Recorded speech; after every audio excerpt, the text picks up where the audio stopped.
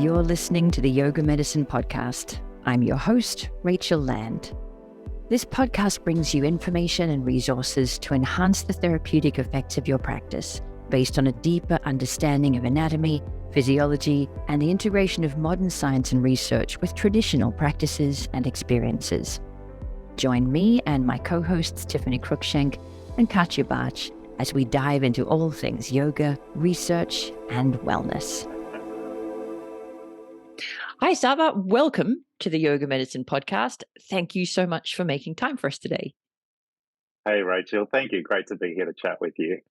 You know, and I'm sure most people listening know that I am very, very excited for this topic, balance, standing stability. I was never interested in this. It never occurred to me until I started working with older individuals, and it became something really juicy and interesting, not just for them, but also for me in my own body and my own practice. And I think for you, the catalyst was working with people in persistent pain, younger people in persistent pain, and seeing balance challenges there. So this is like the meeting of two people who are very geeky about standing balance coming together for a podcast.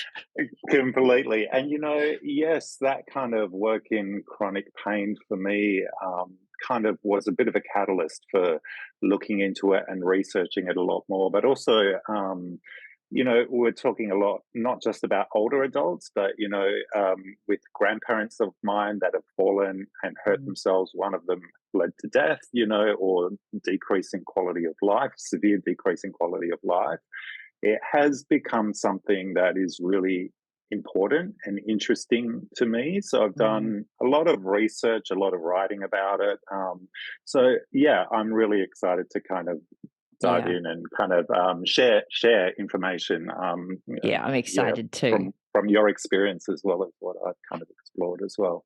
And what you mentioned that you went straight into fall prevention, which I think is like the benefit, but also the drawback of communicating balance to people our age and younger, because there's this image out there, and we're going to get into this topic by kind of busting some balance myths. And the top of the list, the first one has to be balance training is just for old people. It's just something that you do in your 80s when you're worried about falling over and breaking a hip. And if there is one thing, if you're going to tune out of the podcast, people, don't tune out yet. Please at least wait for the first myth to be busted. Balance training is not just for old people, although it is hugely important for fall prevention as we age. That's not the end of the story. What are your thoughts on this aspect of it? Well, yes, balance is very, very important in the older age demographic, since there's all sorts of implications as we age that kind of impact on our balance. So that's kind of quite obvious and clear to us. There are requirements, and there's the American College of Sports Medicine, the Exercise Science Australia, Exercise, Sport and Science Australia body. There's these peak bodies of exercise around the world which have prescriptions of what we need to be doing to enhance our health, our longevity, our mobility. We know we need to accumulate about 150 to 300 minutes of physical activity, like walking or moderate physical activity per week. But it's also recommended that we do 2 to 3 days of strength or resistance-based training per week. And that could be swimming in a pool. It can be body weight resistance. I know you've discussed this a lot with other people on the podcast, so I won't go too much into the resistance training side of it. Flexibility training is recommended 2 to 3 days a week. But then when it comes to, just 2 to 3 days, I know it's like, well, that's probably plenty for me, to be honest. I could probably skip the flexibility training side and lean into the other two. But the punchline is, for older adults, balance is an added requirement. But science-wise, those scientific bodies don't recommend it for younger adults as a requirement for our weekly training. And to me, having looked at a lot of the research, that doesn't really make sense. Because there's many reasons why we should be encouraging balance work. And as yogis, we're really lucky because almost everything that we do on the mat, right? I Mm, feel is an act of balance, whether, mhm, and it's not just that traditional tree pose, but whether the way we move on our mat um, involves shifting our center of mass through our base of support. So mm. it's all about balance, really, to me. So we're really lucky that we have that. Um, Younger adults, though, I mean, there's a specific study that I was looking at in some research, which highlighted the incidence of falls in younger people, specifically within the age demographic of 18 to 35. And over 50%, and you know, they were kind of sent regular emails, and this was done scientifically, so it was a rigorous process. Mm. Um, Over 50% of those younger people's experienced at least one fall, and it was mostly while walking, you know, like falls, We're thinking trips, skiing, mountain slips. biking, horse riding, Yeah, but, young people trip over stuff too. yep, yep. And, you know, the severity of the injury, I mean, a lot of it was abrasions, but fractures, you know, occupied a lot of the percentages of the injuries that kind of were prevalent in the people in those younger age demographics that fell. Um, Things like, I mean, when we consider it, you know, how often do we walk around with a person and we chat? You know, adding just the chat, you know, like Yeah. it adds a lot. And, you know, we have Or to think about worse, language scrolling, structure looking or down and scrolling, you know. scrolling. Yeah. But you know what? Interestingly, this study didn't find much of an impact of walking while texting, but walking while talking, Yeah. which we probably, I don't know, you know, I it's guess hard it to know kind of which does one we make do sense, more. doesn't it? A conversation involves a lot more kind of cognitive load than either scrolling or texting. Exactly. So yeah, the majority of these falls occurred while people were walking around just talking to Mm. their friend. Interestingly, people that have regular physical activity, there's no research to show that that is a positive or negative Mm. imbalance, which I found interesting in this younger age demographic anyway. Yeah. But yeah, there's a lot of falls that occur, and it's something that we need to be considerate of Mm. in any, I think, Yeah, in I any agree. exercise, in any practice, in our weekly exercise. Yeah, I think we think about it in the context of older people because exactly as your family example highlighted tragically is the consequences can be huge, impact on independence, quality of life itself. Whereas when you're younger, you might be injured and then the idea is that you bounce back. But wouldn't it still be a great thing to prevent falls at any age? And, Yeah. even when I think about the older adults that I work with, the balance challenges that they're dealing with now didn't start at 70 or 60 or 50. They started way earlier. Whatever their movement habits and patterns just began to crystallize as the years went on. And that's happening for all of Hmm. us all the time, unless we broaden our boundaries and embrace a little bit more of a varied movement diet. And, there are also Completely. plenty of reasons why younger people might face similar balance challenges like injuries or neurological conditions or drug treatments. There are plenty of reasons why you don't just wait until you're 80 to start balance training. Exactly. And, you know, I mean, I'm looking at a lot of motor learning kind of behaviors and how balance in itself is a skill. It's not an inherent ability that we have. Hmm. Um, and it's also shown that as we age, and this makes sense to most of us, as we age, it's harder to learn new things. So when you consider that little kid, they pick up languages or they pick up the English, and the amount that small children learn is phenomenal. But as we Mm. age, it's harder for us to learn. So doesn't it make sense in To that start, case well, it's easy. to start while we can absorb and learn it a little bit Mm, better, and for sure. before we potentially have limitations to movement Yeah. which occur as we age as well. You've already hit on the second balance myth that I wanted to bust, which is balance is either something that you're good at or you're bad at. And this was something that came up for me in my 1,000-hour research project for yoga medicine. I was working with older adults and I had them in three different groups. And this really prevalent belief kept coming up of, oh, can you practice balancing? I didn't know that. I just thought it was something you were good at or bad at, or I've never been Mm. good at that, or I've always been good at that. It just kept coming up in different ways of people thinking that it's not a trainable skill like, speed or strength or power or cardiovascular endurance. It's just something you either have or you haven't. And you've already highlighted that that's not the case. It is a trainable skill. It is a set of skills that we can learn. And it's easy to learn those skills when you're younger and you're not dealing with some of the challenges that can make things difficult when you're older, like changes to your vision or changes to your feet or changes to your hip mobility or whatever. Exactly. And Mm, these are all things that are important for us to consider when we're looking at balance. And I think we'll discuss that shortly in terms of mm, vision and vestibular systems, and the muscle mass, which changes as we age. Um, it is something that we need to be learning, and it is something that we constantly need to be training.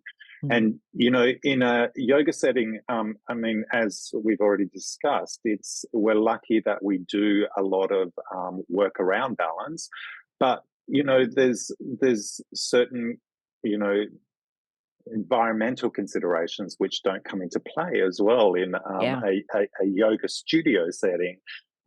When we know that with athletes, when they train in a match setting with all the distractions of the Hmm. environment and people running at them, they do better in an actual performance. So it's the same with us. So while we can practice our balance in a kind of cozy, comfortably temperatured, well lit studio, aerated studio, maybe, that's not necessarily going to be the case in the real world where we have Hmm. different obstacles, different surfaces that we're navigating. And again, like talking while you're walking, we might consider this as something kind of just natural, like it's just something that happens. Yeah.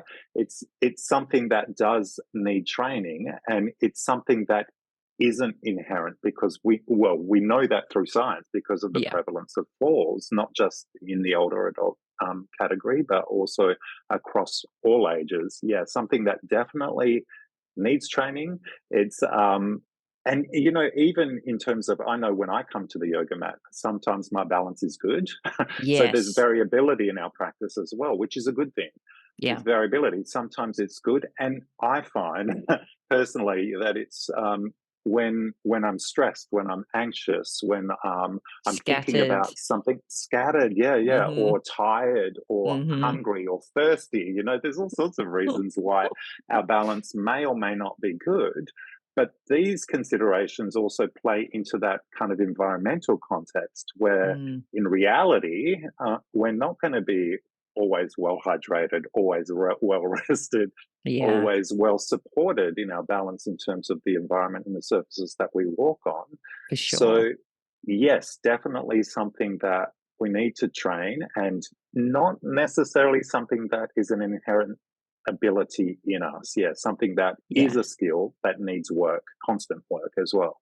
Yeah, and maybe it is like other aspects of physical performance where some people are faster than others and some people are stronger than others and some people are more powerful than others and some people have greater endurance than others, but we can all train within our own capacity to get better. And I think in a yoga class, we actually do know this, even though people in my study didn't seem to know it. I think we do know that balance does get better over time.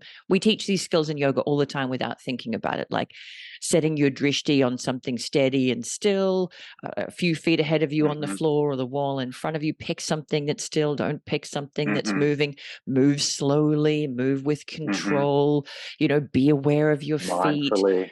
Yeah. all of that sort of stuff. Make those transitions slow and steady. So we are teaching people balance skills all the time. And the beginner who tries tree pose for the first time is likely to find it much easier after a year of practice than they did on that first day. So we do really know that it's teachable, but somehow it's something that we've Yeah. managed to forget over time. And you're Yeah. right. It is great to learn those levers that we can pull on to make it easier, like keeping a steady gaze, having a distraction-free environment, moving slowly, moving mindfully, connecting to our feet, drawing in through our hips, drawing in through our core, all of that sort of stuff. But life is quite often a bit messier and more chaotic than the way that we practice practice balance in yoga. In a yoga setting. Yeah, Mm-hmm. completely. I was recently just looking at an interesting study too, Rachel, where it was highlighted that having an external focus when we're balancing, and you mentioned focus on your feet. This study was looking at people on a wobble board, and it was quite a big wobble board. It was kind Mm-hmm. of not your small traditional one that you'd see in a yoga studio, but those that were instructed to pay attention to lines that were on the actual wobble board, so external to the body, Mm-hmm. performed better in balance. So there's things, cues that we can kind of introduce into a yoga a studio as well, which can work on enhancing balance. So those skills, where those cues where we're guiding people outside their body, focus on the surface that you're standing on, or look to a spot directly ahead of you. Mm. Keep your focus, your drishti stable. Those external cues are what guides. Apparently, according to this study, I mean, science has its kind of holes and gaps, but according to this study, that external focus, and in motor skill development as well, Mm. external focus is always better than an internal focus when we're learning a new skill, particularly. Yeah. Yeah, I totally agree with that. I think there are definitely elements of science that I'm like, huh, really? But there are things like Mm, that I'm like, yeah, it makes more sense to look at a crack in the wall straight in front of you than it hmm. does to just feel your feet, for example. So that makes sense to me. And I think Yeah. we've already started kind of moving around the edges of the third myth that I wanted to talk about, which is I can do tree pose, so I'm fine. I don't need any balance training because I can do tree pose. So we sort of create this practice in yoga of training single-legged standing stability and having that really safe, cozy studio environment, no distractions, no loud Hmm. noises, no big rapid movements. It's well lit. We're looking at that drishti steady and Hmm. still we're moving slowly with control. And you train that, you get better at that. But as we've said a couple of times, that doesn't always translate to walking on varied terrain outside, having a conversation with a friend, turning your head to see their facial expression, and then tripping over a rug or a rock and Yeah. coming a cropper. Yeah, and state of arousal, as I've mentioned, anxiety, Mm. and I mean, this is Hmm. used a lot in sports science where there's an optimal state of arousal. So if we're too relaxed or too stressed, we're not going to be performing to the best of our ability in Mm. a balance setting. Um, yeah, it becomes important to think about the external environment when we're learning balance. And something that I do with my yoga students inside a class setting often, and these are props that we'll all have in a yoga studio, but I often have people place a bolster, which is a really challenging surface to balance upon. But coming from Tadasana to stepping one foot onto the bolster and then lifting the second leg up towards the chest and then stepping back off, both feet off. That's something that we can do to kind of look at the variability of surfaces that we walk on in a day to Love day that. in our day to day life. Yeah, the block we all kind of use. I know Tiffany does a lot of that hip hiking or stepping up and off Hmm. the block, even using it on our hands, because being in a four-legged position in kind of tabletop is also an act of balance, right? Hmm. We're close to the mats, so we're more stable. Our base of support is quite broad, so we're more stable.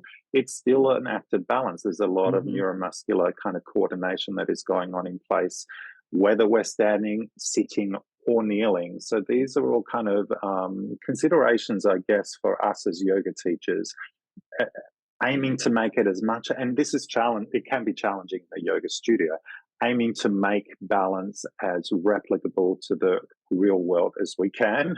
Yeah. So that tree pose might not be an indication that you're balanced when you're walking around and talking to your friend, when surfaces are erratic, if you're walking from beach sand to concrete or grass Hmm. to concrete. Hmm.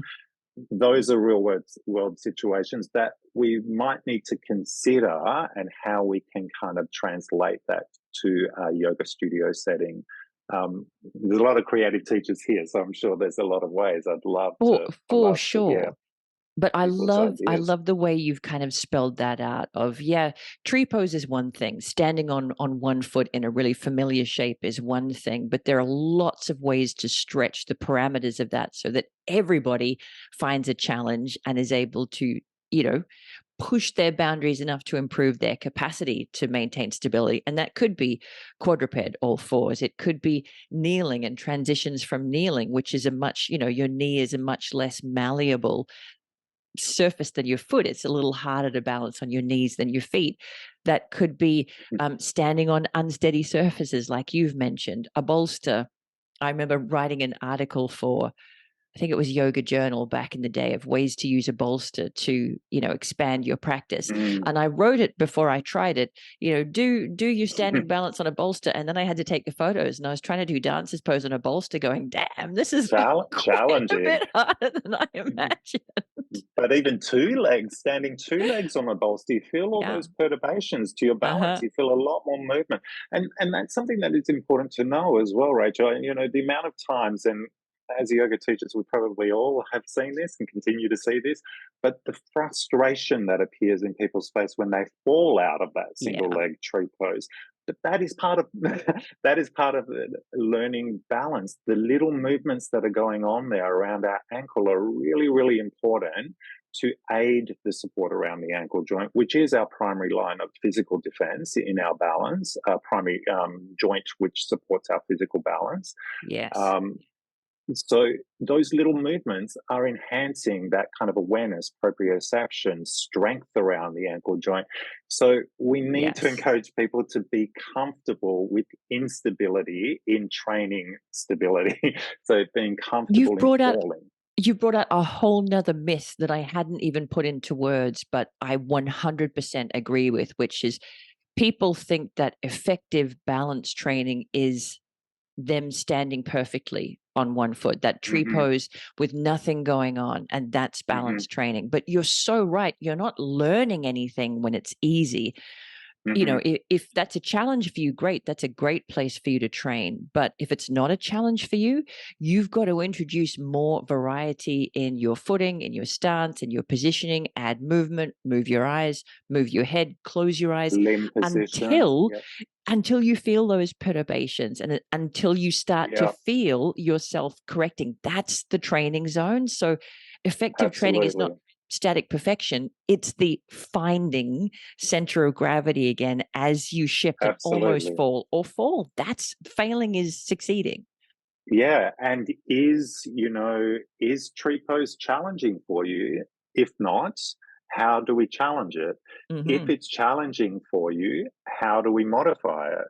So we know about our base of support. How do we change our base of support? How do we change our center of mass by changing the positions of our limbs while we're doing that tree pose? Hmm. Like you mentioned, tree pose with your eyes closed is not an easy is not an easy balancing skill, but Mm-mm. closing our eyes is reweighing our balance to other sensory systems of control in the balance. So Mm. yeah, very, very important to kind of look at progressions in balance, but also regressions where necessary. And for yourself, working with older adults, and for myself, working with people in pain, those regressions are really important to Hmm. build towards a more sturdy balancing in real world situations.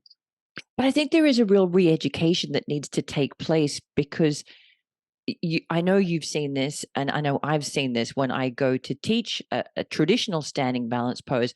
I'll see, half the people in the class step off the slightly spongy Mm, surface of their hmm. mat to get more solid footing. And it's as if you have to re-educate everyone. There's no shame in wobbling. There's no shame in stepping down out of a balance pose.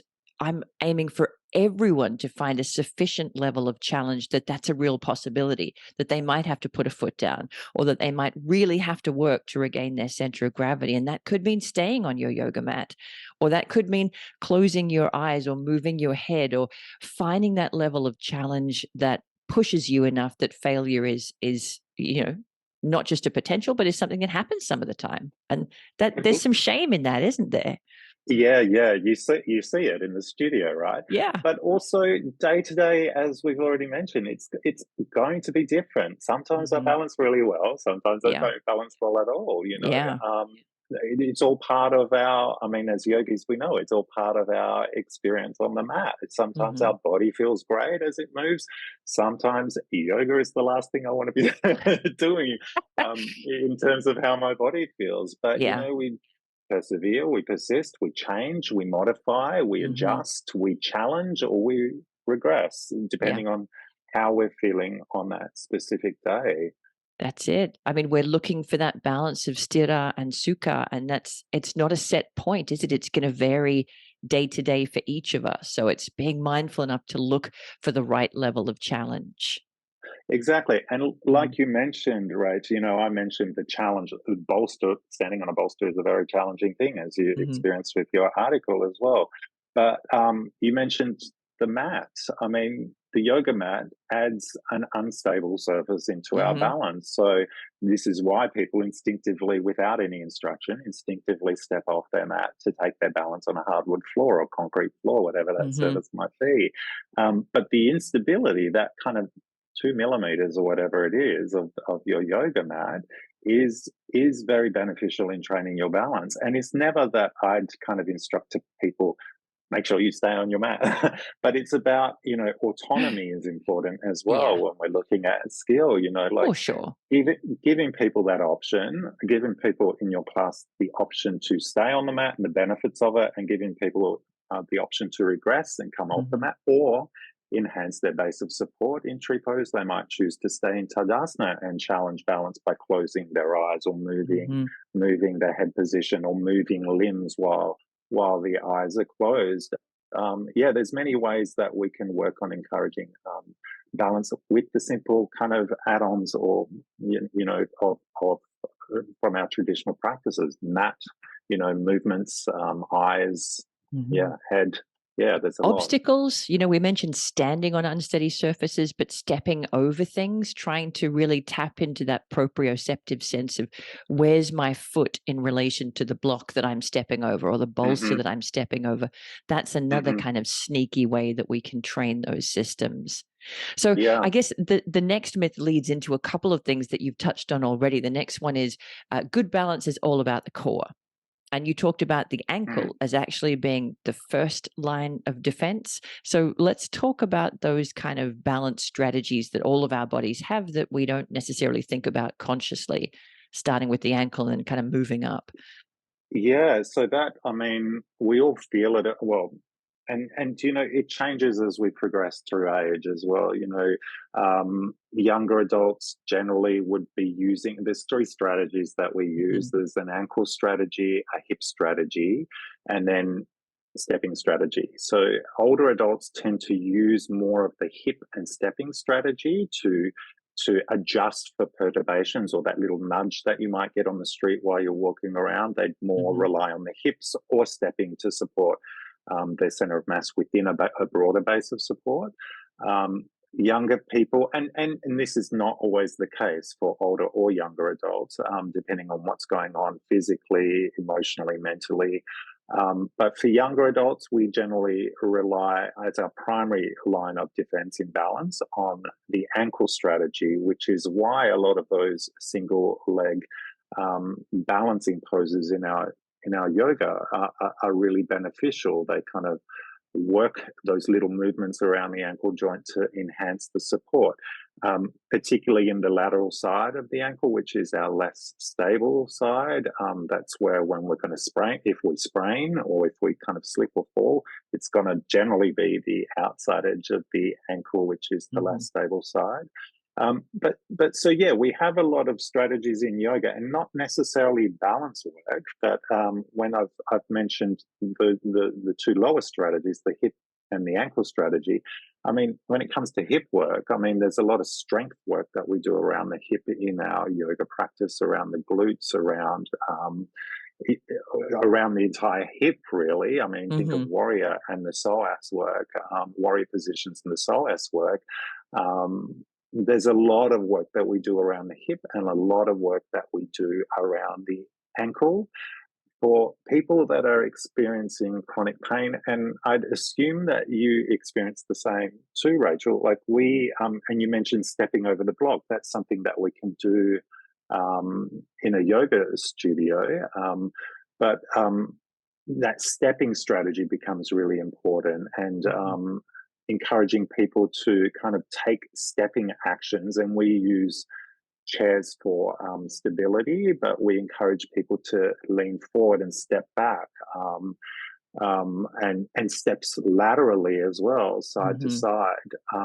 The majority of balance issues, well, if somebody's going to fall, according to kind of a lot of the literature, they're going to fall mediolaterally. They're going to fall left to right, Mm-hmm. unless there's something else going on, like a high-heeled shoe, and Or we going might discuss that. downstairs. Yeah. Going downstairs, yeah. Yeah.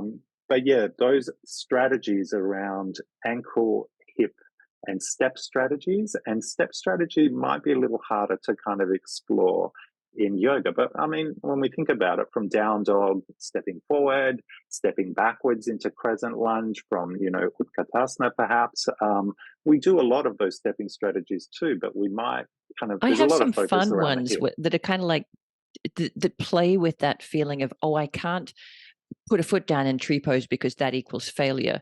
So I'll do some sort of rocking strategies, tree Hmm. pose, and then you kind of almost fall to horse or goddess, and then you push off that foot and rebound Great, back up yeah, to tree. So kind of almost tick-tocking side to side to get used to that feeling of finding a moment's center of gravity and then letting yourself fall and then rebounding yeah, back to find that moment. And you can do that from skater and half moon and warrior yeah, three, stepping back to leaning crescent or arrow. Lots of ways to play with that familiarity with transitioning weight from 1 foot to 2 feet, back to 1 foot to 2 feet. And just for me anyway, I find in classes this softens the rigidity around balance. Like it's static and yeah. perfect. It's not. We're going to rock from one pose to the other. You kind of got to let yourself fall and then see if you can rebound. That's a fun way to play with that stepping strategy. Yeah, completely. It's simplicity, I think. I mean, we underestimate the power of simplicity. Simple, like you Mhm. said, even standing in Tadasana, and for people in pain or for older adults, it might just be rocking. For us with our Mhm. my colleague Simone and I, with our chronic pain patients, we have them sitting in a chair and rocking and getting Mhm. them to feel kind of the chair against them, that external focus against the hips as they kind of lean left to right. That might be balance enough for a person that is experiencing a chronic pain, or for an older adult. Mhm. Um, Interestingly, with the younger people, I mentioned walking as the main kind of potential for injury and falling and losing balance, but lifting from a chair. And this is why a lot of physical therapists or physiotherapists, lots of exercise scientists, we look at the sit to stand as a really vital component of our training in balance. Mm. But it occurs in younger people as well, where they fall once they lift up from a chair. Mhm. You'd know of all the kind of balance tests, the Borg kind of balance tests, where there are tests to measure all these kind of balance deficits potentially, or the power of the balance. But yeah, simplicity, I think, is Yeah. really important to enhance when we're kind of trying to guide people into balance. It doesn't need to be necessarily that single leg tree pose or the dancer pose. Perfect. It Yeah. can be that rocking side to side, which Yeah. really and realistically, we're moving our center of mass, aren't we? So there Mhm. are going to be implications to balance, that neuromuscular control, that proprioceptive awareness. There's Mhm. a lot going on when we kind of take these simple movements. And it's so important for us to kind of encourage them in a yoga setting as well, I think. I think so too, to have that open minded exploration. And I'm sure that yoga teachers and yoga students who are listening, their brains are exploding with lots of ways that, oh, I could dial up the challenge, I could dial down the challenge, but the root practice is the same. That thing of Mhm. shifting your center of gravity from one part of the foot to the other, shifting your center of gravity from one hip to the other, and then that larger stepping strategy to find ways to incorporate larger movements from 1 foot to 2 feet back to 1 foot, or in a chair, or standing in Tadasana. So many ways to dial up or dial down the intensity depending on where we're at on the day. Yeah. So it's a lot more than your core that's involved in balance. In fact, your core, I think, is more of an accessory than anything else. You've already mentioned the proprioceptive system. We've talked a little about the visual system, moving our eyes, moving our head. Do you want to explain the different systems just briefly that are involved in balance that might give us some structure as to why closing our eyes changes things, or moving our Yeah. head changes things, or changing the surface that we're standing on changes things for us? Yeah, completely. So I guess when talking about the sensory systems of balance and Mm-hmm. how we can navigate those in a yoga setting, we know the visual system is the one that we trust the most and we use the most, rely on the most when we're Mm-hmm. looking at balance and navigating our balance in our movements off the mat and on the mat. But also, so closing, and I like to encourage closing one eye or closing both eyes. And I'd probably enhance this where the base of support is quite stable initially. So yeah, closing the eyes can really help to reweigh our balance into the other two systems, which are vestibular and I refer to it as proprioception, but it's the somatosensory system. But we look at really in yoga the proprioceptive feedback as well. Mm-hmm. Vestibular, we think of it as the ear, but not about hearing. It's the vestibular nerve and the auditory nerve are different. The vestibular picks up the rotations and acceleration of head movements. Different kind of semicircular canals and utricles and saccules pick up those different rotations, linear and rotation. Mm-hmm. So by moving, and there's a lot of this that's inherent in our yoga practice when you consider it. When you are moving through Surya Namaskar, there's that acceleration forward and back of your head. But I like to encourage a more stable base of support and moving the head up, down, the yes, no kind of actions. But it's inherent in our yoga practice, Trikonasana, for those that don't have kind of neck mobility issues, looking up at that top hand challenges our vestibular system. But what if we close our eyes or one eye at the Mm-hmm. same time? Balance is going to be hugely challenged, right? Yeah. Um, Proprioception as well. So that's our third kind of sensory kind of system. And a lot of times, with people that we work with, Simone and I work with in chronic pain, we ask them to close their eyes to really sense the movements better. It taps into mindfulness as well, which is Mm-hmm. hugely beneficial for people. A different topic for people in chronic pain.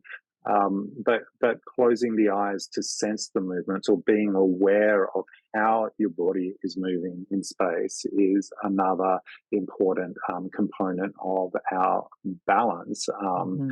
It's There's a whole complicated network that kind of it sits of spindles which sit within the muscle fibers, which communicate to our central nervous system where our joints are and where our limbs are in space. Again, something that we might not pay particular attention to or consider much, but how do we know where our body is at any time? It's this whole kind of complex system which is maintaining that awareness at all times and a vital component of our balance. Mm-hmm. So yeah, there's those three systems, I guess: visual, vestibular, visual in terms of eyes open, eyes shut, one eye open, one eye shut, Eyes moving your moving. eyes, Mm-hmm. yeah, up, down, left, right, circular, figure eight actions with the eyes when you might be more stable. Yeah, that makes me kind of dizzy, but it's a good way to kind of train that kind of cross crawl action, which again is Mm. important as well for stability and balance. Yeah, vestibular and proprioceptive inputs. So they're the kind of three systems which we can work with in any yoga class, Yeah, really, to train totally. balance.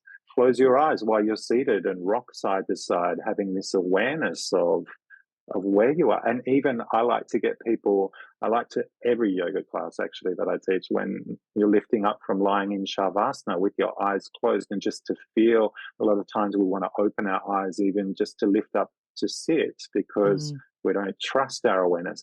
It doesn't matter if it's right or wrong. mm, If you open your eyes and you're facing the opposite side of the room, completely fine, right? But it's that mhm. awareness that we're trying to encourage of where our body is in space, which can aid our balance. So getting people to lift out from shavasana with their eyes closed I love until that.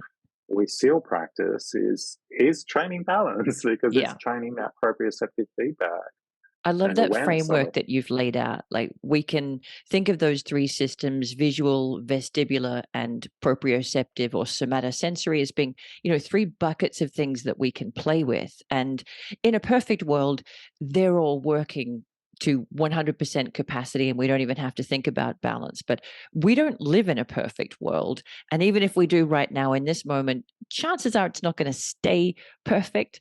And so for me, I think about future proofing myself from future balance challenges by making sure that I'm able to tap into challenges to that visual system now while my vision is fine.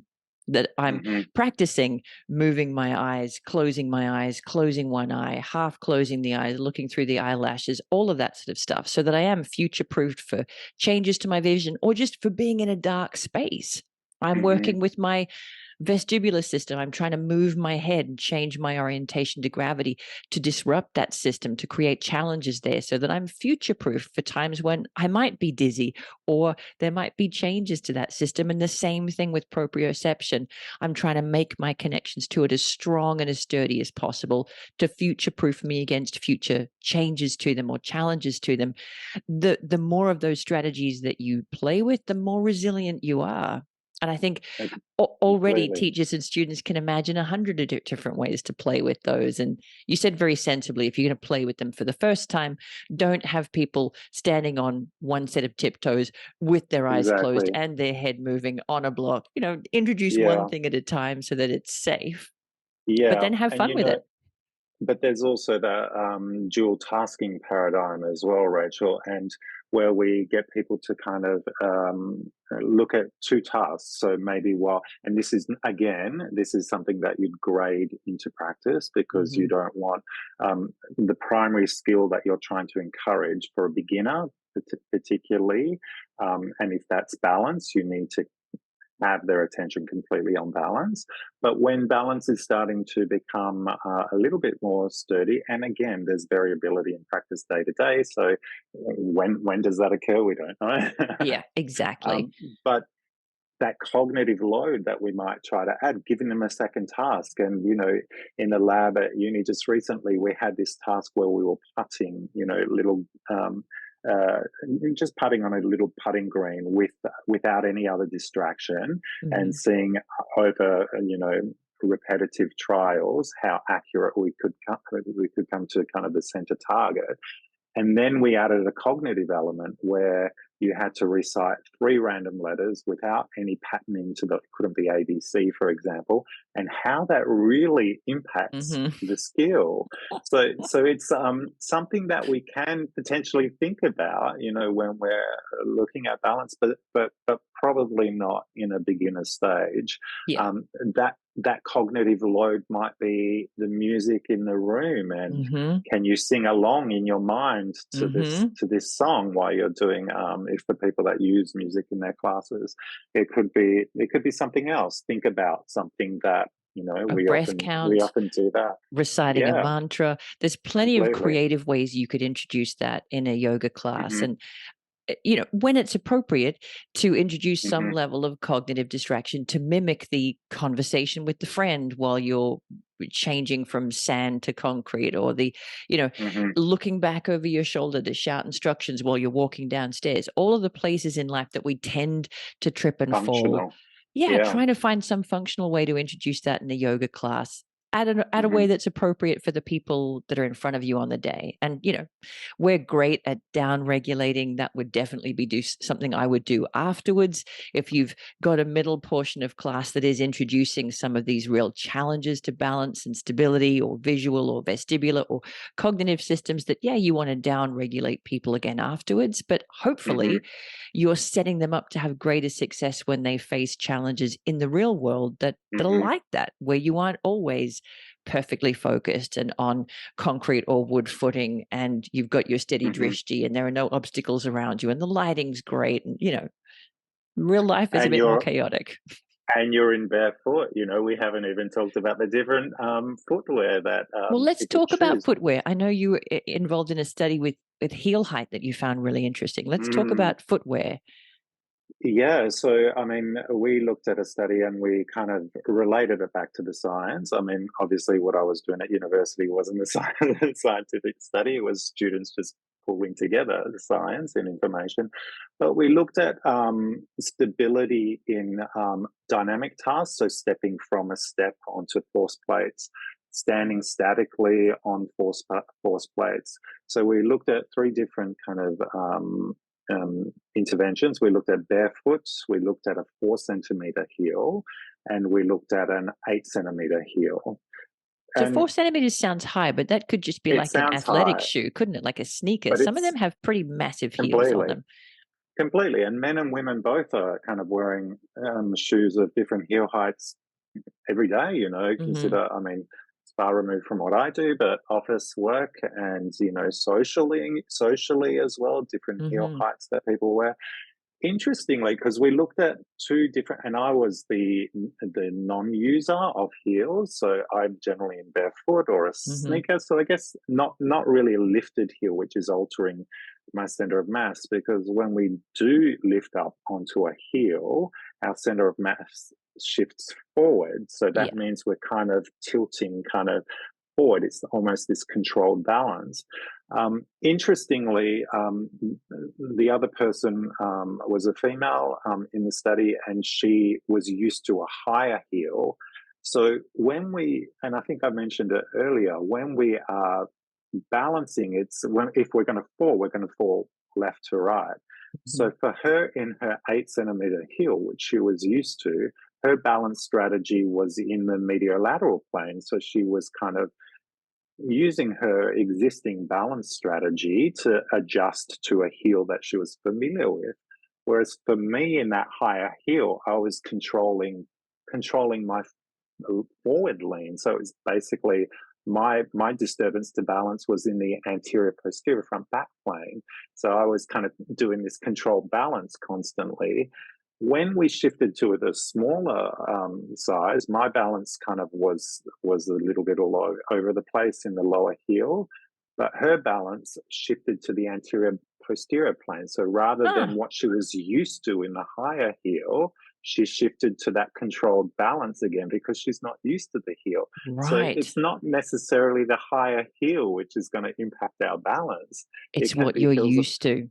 It's what you're used to, and it can be Hmm. different heel heights. And I mean, this is kind of an implication for all people that wear different kind of types of shoes. Really, the Hmm. shift forward and the lift of the center of mass. I mean, we might consider 4 centimeters just a tiny lift, but it does have implications, as Yeah. was shown All the way in up the her chain. study. So Yeah. just to quickly translate for people who are not on the metric system, 4 centimeters is about an inch and a half, an inch and two Hmm. thirds. 8 centimeters is like Hmm. 3.5 inches. Oh, that sounds like I a mean, lot. Yeah. you're definitely not talking to people who work well in inches. You can always look it up, No. but no heel to a reasonable heel that you might find in a work shoe or a lifted heel Yeah. sneaker to an actual high heeled shoe. Yeah, yeah. So really, really interesting implications, and that kind of related also to the science when we looked at it as well, in terms of Hmm. the implications of wearing different heel heights in balance. And this is a real world situation, like Hmm. and how we can use different kind of balancing strategies to enhance what we will be using when we're wearing a different heel height, something potentially that we're not used to, Yeah. a higher or lower heel even. What that really highlights to me is that we become more stable the way that we are used to. We adapt to the conditions that we Hmm. expose ourselves to regularly, and that's where our stability gets trained. So I'd be Hmm. completely useless in high heels. I've worn them once and once only, and I will never wear them again. So if you put me in Yeah. heels, I'd be pretty unstable. I'm decent in a single-legged static balance. We do a lot of that in Uh-huh. yoga. In I'm barefoot, right? in barefoot, Yep. or sneakers. I'm decent in the kinds of transitions that I practice a lot, like, Hmm. stepping forward or stepping backward. I had to Hmm. introduce sideways stepping because we don't do too much of that in yoga practice. So the Hmm. key is to kind of, I guess, what we're really leading up to, if we ask the central question of, is yoga practice enough for me to train my stability, for me to be kind of future proofed for life? Hmm. The answer is probably not, unless you're really testing your boundaries and finding ways to introduce novel stimulus. Exactly. Mm, Yeah. Novel stimulus. That's a kind of a big point as well. And I mean, talking about the heel height, even when we're considering lifting up onto our tippy toes, one foot mhm, or both feet, mhm, that can enhance it. So yeah, yoga is great for what it can deliver to our balancing strategies, but I think we need to be aware as yoga teachers of how we can introduce different input into balance training or mhm. remove certain inputs, remove vision, for example, or, change head position so that we can replicate what we do experience. Listen, I think yoga is amazing for, obviously, for many, many reasons. Everybody on this podcast loves Of yoga. Let's course. just tick that box. There was another study that I was looking at, which looked at plyometric training, Mhm, which looked at people that were given specific balance training and others, and these were athletes that were giving plyometric training, but no other specific balance training. And the plyometric training, and this might be something to consider in yoga teaching as well, the plyometric training enhanced the balance as much as balance training did. So how do we use plyometric? And it's that kind of it works with the stretch shortening cycle, and that's another topic whole altogether. nother But podcast. and a whole other podcast. But it looks at you know jumping, for example, can work on. So in Ashtanga, we do it a lot where we jump to the right to take certain poses. But even jumping forward from our downward facing dog or jumping backward into our high plank encourages that stretch shortening cycle. Pumping the arms for the upper body for the plyometric Mhm. stretch shortening as well. Um, yeah, all these kind of different ideas that we might not consider in traditional yoga practice, but can be really beneficial and can be used in a traditional yoga practice as well. I love that. I think we're kind of starting to sum up towards the big picture takeaways and implications. And what we're kind of getting to is balance is a trainable skill. It is, we know it. Hmm. It Hmm. is a really important aspect of physical performance, even though the sports bodies don't recognize it for younger adults yet. We both vehemently disagree. And when we run the world, balance training will be included for all ages at whatever level is appropriate for that person. And the key to training good balance is at a level appropriate to the person that you're working with to try to stretch their capacity a little. And, if you're working with somebody who is new to persistent pain or an older person or even a younger person, really, who's never done any balance Hmm. training, those challenges are going to be small. It might be that sitting in a chair and rocking from side to side and just feeling their weight shift from one sit bone to the other, all the way up to if you're working with an elite athlete, you might have them literally standing on their tiptoes on a bolster on one foot with their eyes closed, pumping their arms. Yeah, You consider can jack it dancers. up Yeah. as much or as little as you like. I see Hmm. videos of ballet dancers standing on Hmm. point on a Bosu ball with one leg in the air. I mean, Insane. there's Yeah, no end to the way you could impressive. dial up or dial down the challenges. But what we all need to Mm-hmm. look for is the level of challenge that pushes us just a little on the day. Yeah, yeah, exactly. and I think varying balance as well, varying the Mhm. different kind of, and be creative in your balance and Mhm. guiding your balance as well. Um, is something else that we haven't mentioned in skill development as well. The things that we learn first in a session or last in a session, and it depends what you want to, what is your class about. You know, what are your take home messages in your specific class? If Mm. it's balance, if we're encouraging it at the start of practice, and this might be when people are less stable as well at the start of practice, right? Mhm. Or at the end of practice, those first and last things are the things that we take away more with skill training, with skill development. So Mm. that might be something to consider. That idea of external focus as well might be something to consider. And yeah, all those ideas of the various kind of sensory systems and the sensory input or removing sensory input, like the vision, can assist us in training for balance.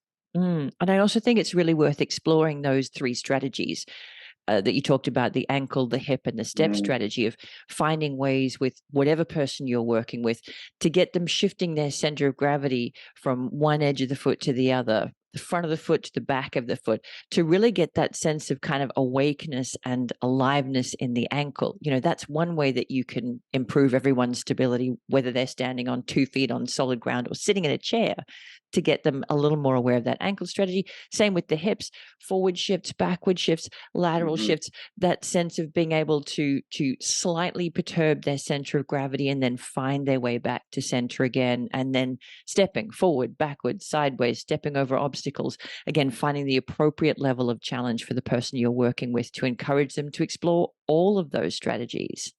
mhm.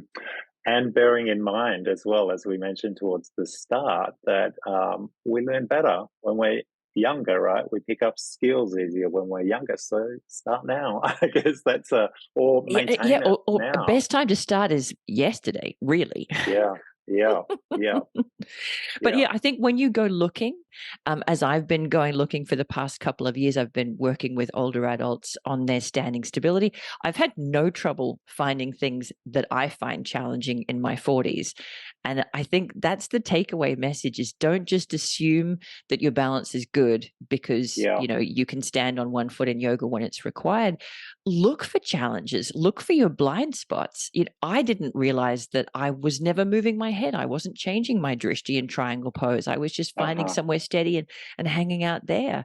Look Uh-huh. for the areas that you've been avoiding, your blind spots, your weak spots, and when it's appropriate on the day, challenge yourself, stretch your Yeah. capacities a little bit, be playful, be Yeah. exploratory. It won't be Yeah. hard to find Exactly. challenges, I guarantee it. Exactly. Change it up, be creative. Yeah. Vary it. Yeah. All important. What other takeaways do you have? Anything else that you want to share today that you feel like we didn't get to? I feel like we covered a lot. We mentioned external focus, Mhm. yeah, an awareness of the base of support, which we kind of brushed on. Yeah, maybe do Um, you want to talk about that in a little bit more detail of, 1 foot on tiptoes, 2 feet on tiptoes, mm, 2 feet flat, 2 feet wide? Do you want to talk a yeah, little bit about what that base of support means? so even Tadasana, where we have feet together, that can alter. Our base of support is the area around what is supporting us. So if we're standing on 2 feet, it's from the outer edges to the heels and to the outer edge and the toes of the other foot. So that it's kind of like a square. If we Mhm. step our feet apart, obviously we're broadening the base of support, which Mhm. enhances our balance. Mhm. But we do have, and we touched on it a little bit, the lack of stability in the medial-lateral plane while we're left to right while we're walking, more stable kind of front to back. But in yoga, we can look at altering our base of support as well to either enhance or um, regress the balancing as required. So Tadasana, for example, and this is again something that I deliver with that idea of autonomy to people, which helps with motivation as well. But where choose to challenge your balance by stepping your feet together, or if you need a little bit of support in your balance, step your feet wider apart Mhm. to encourage that more enhanced base of support.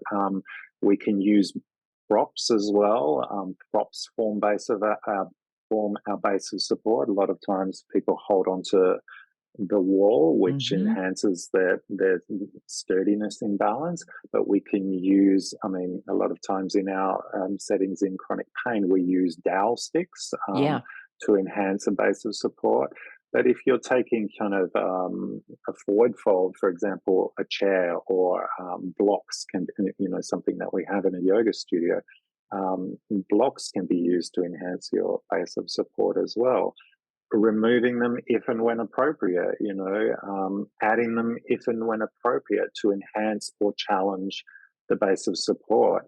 So base of support and center of mass are also considerations when we're closer, when our center of mass, which for males is around the sternum, for females a little bit lower towards the Mm-hmm. navel. But when our center is closer to the ground, think about malasana, or sitting, on the ground, where our center is close to our base, so we're going to be more stable. It makes sense, right? Yeah. um, but but we're altering our base by our center of mass by lifting our arms overhead. We're Mm-hmm. lifting it higher. High heel shoes, Mm-hmm. lift it higher. Riding on our bike lifts our center of mass and narrows our base of support as well Mm-hmm. between the two tires, if that's what we're riding. So there's these have kind of, we can associate it back to the yoga practice again. Like if you're balancing on one leg in tree pose, which is a narrow base of support, very narrow base of support, tippy toes even Mm-hmm. narrower, Yeah. but raising our arms is going to lift our center of mass away from that base. So it's going to make it more challenging. Lifting your eye gaze as well, Mm-hmm. which is using vestibular as well as the visual system, right, to I love challenge it that. as well. So arms overhead, I often kind of say this with, when we're doing figure 4 from standing, arms overhead is going to challenge that balance, but lifting your eye gaze is going to shift that balance as well. So do you Yeah. want to add one, both, or none? Yeah. Or do you want to Yeah. have both feet on the ground? And I think this has come out multiple times is even within looking at that base of support and your center of gravity, there are ways to dial up the difficulty and add challenge. There are ways to dial it down and reduce it. And we have that with everything we've discussed today to find the appropriate level of challenge for you or for your students on the day, knowing that For that's, the individual, yeah. yeah. And that you're not Mm-hmm. always a beginner or always intermediate or always advanced. It really depends on what's going on the day. As you said, am I Mm-hmm. tired? Am I hungry? Am I frazzled? Am I scattered? Or am I feeling super grounded today? Just to dial up or dial down the intensity to find a challenge that feels just enough, just Mm-hmm. right for you today. I love that. Anything else that Yeah. you want to share? I think we've covered quite a lot there, Rachel. Yeah, I think we um, have too. We've busted uh, some myths about balance. I think things that people kind of hold in the back of their mind without ever examining them logically, that balance is something that's trainable. You're not either good or bad at it. It's actually not that much about your core. It's about lots of other, those systems of visual, of vestibular, and of somatosensory or proprioceptive. It's about the ankle strategy, the hip strategy, the step physical, yeah. strategy, and Mm-hmm. finding the right level of challenge for you on the day so that you continue to grow. Look for your blind Mm-hmm. spots, look for your weak spots, get playful, get inquisitive, and future proof yourself against change. And if one day your balance is not good, your balance is not good that day, Yeah, no support it. biggie. If it's Hmm. better the next day, excellent. But, maybe challenge it perhaps. Yeah. I love that. And I mean, this is a topic, as I said at the beginning, that I'm super passionate about. I will link in the show notes to my Yoga Medicine online monthly dose, where I did my own version of kind of breaking down the component parts of balance and how we can play with them in our yoga practice a little more creatively than we might normally to introduce the right level of challenge for us. We can also share to some papers. I've definitely got a study of yours that we can link to with some kind of a systematic review breaking down some of the things that movement science knows about balance. And if there are any other Mm-hmm. papers that you want to share with the audience, send them on Sure. through.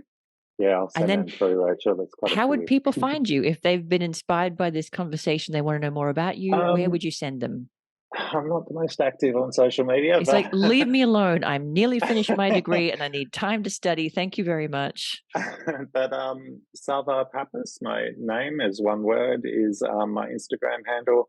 I'll send you through my email if you want to put that through in Sure. the show notes. I often get people contacting me to talk about issues with chronic pain, but these are topics that I love to talk about. So please, if anyone's interested, I'll send you through my email as well, Rachel, so that that can go through to the show notes as well.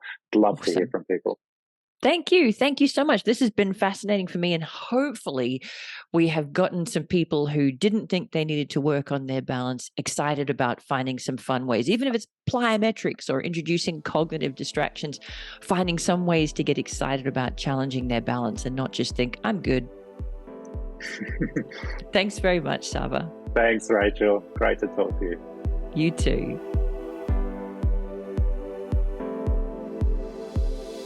Thanks for listening to Yoga Medicine. If you liked the show, be sure to subscribe and leave a rating and review on Apple Podcasts or wherever you listen to podcasts. And if you got something out of this episode, please spread the word and share it with a friend. You can find more information, articles, trainings, and classes at yogamedicine.com. Check us out on social media as Yoga Medicine, or you can email us at info@yogamedicine.com. Thank you for being part of our yoga medicine community. The content of this podcast is not medical advice and is not meant to replace medical care. Please consult your healthcare provider to determine what is best for your unique healthcare needs.